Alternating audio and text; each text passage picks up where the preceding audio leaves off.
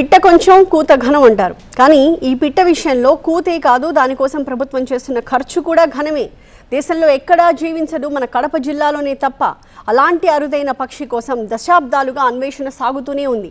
అయినా దాని జాడ కనిపించలేదు. ఇంతకీ కోట్ల ఖర్చు చేస్తున్నప్పటికీ, అడవి మొత్తం జల్లెడ పడుతున్నప్పటికీ దాని ఉనికి ఎందుకు లేదు?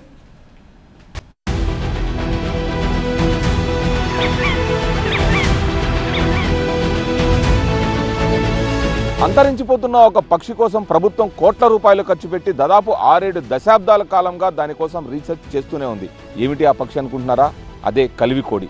ఇంతకీ ఈ కలివికోడి జాడ ఎప్పటికి తెలిసేను? కడప జిల్లా లంకమల అభయారణ్యం ప్రపంచవ్యాప్తంగా పక్షి శాస్త్రవేత్తల దృష్టిని ఆకర్షించిన ప్రాంతం. కారణం, దేశంలో ఎక్కడా జీవించని కనిపించని కలివికోడి ఇక్కడ మాత్రమే జీవిస్తుంది. నేలపైనే తిరుగుతూ జీవించే ఈ పక్షి ఎక్కువగా రాత్రి వేళల్లో సంచరిస్తుంది. అందుకే దీని ఆచూకీ కనుగొనడం అత్యంత క్లిష్టంగా మారింది.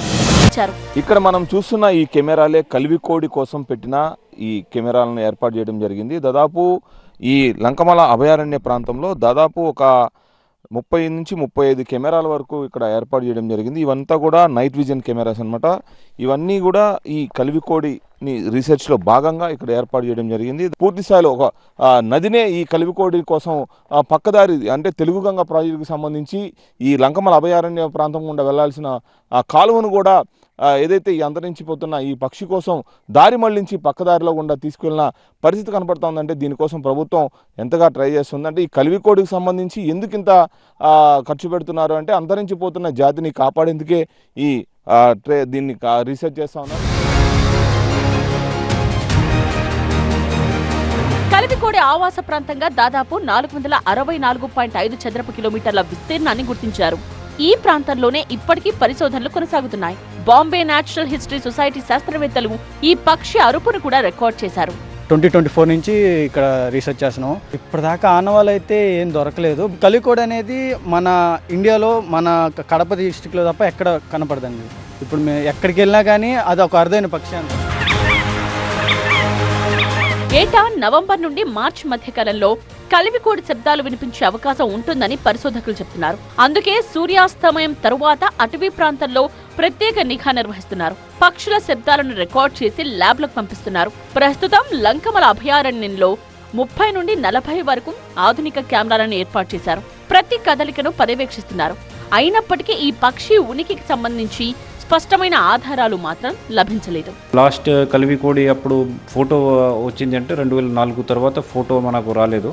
కానీ 2009లో ఒకసారి సౌండ్ అనిపించింది అనేది కొంతమంది క్లెయిమ్ చేశారు. బట్ అది కూడా ఒకటే సౌండ్ మాత్రమే. రీసెంట్గా అంటే ఒక 20 సంవత్సరం దాదాపు 21 సంవత్సరం తర్వాత మనకు ఒక ఏరియాలో కలివికోడి అంటే సౌండ్ అనిపించింది అని చాలామంది క్లెయిమ్ చేసుకున్నారు. కొంతమంది క్లెయిమ్ చేసుకున్నారు. ఈ అరుదైన పక్షి కోసం కేంద్ర ప్రభుత్వం ఇప్పటి వరకు భారీగా నిధులు ఖర్చు చేసింది. కలివికోడి సంరక్షణ కోసం దాదాపు 40 కోట్ల రూపాయలకు పైగా వ్యయం చేసినట్టు అటవీ శాఖ చెప్తోంది. అంతేకాదు, ఆవాస ప్రాంతానికి ఆనుకుని ఉన్న రైతుల భూములను కూడా కొనుగోలు చేసి ప్రత్యేక సంరక్షణ జోన్ గా మార్చారు. ఇందుకోసం మరో 43 కోట్లు ఖర్చు చేశారు. ఇంత ఖర్చు చేస్తున్న కలివికోడి జాడ మాత్రం శాస్త్రవేత్తలకు మిస్టరీగానే మిగిలింది.